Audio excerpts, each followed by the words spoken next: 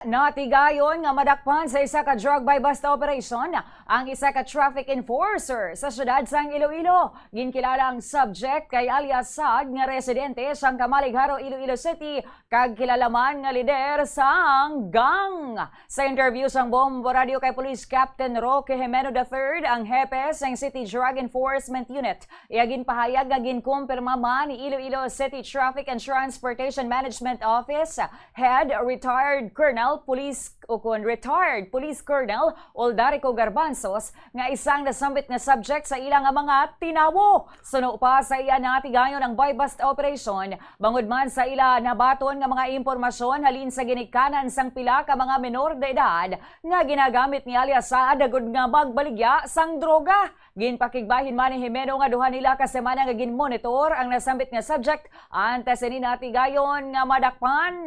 Nakuha sa subject ang 60 gramos ang ginapasuni shabu nga may standard drug price nga 408,000 pesos. Dugang pa niya nga maayo gid nga nadakpan na ang subject agud nga hindi na sini magamit sa hindi maayo nga buluhaton ang mga menor de edad.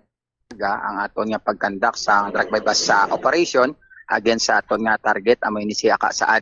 Siya ka Saad taga Camaligharo, Iloilo City, and then ano ni sa traffic enforcer, isa ka leader sa isa ka ginatawag nila nga gang dira sa may Lanet naton nga nabaton sa minor, nag-report sa nga sa minor nga ang bata nila ginaamo ni kuno sa amo ng aga.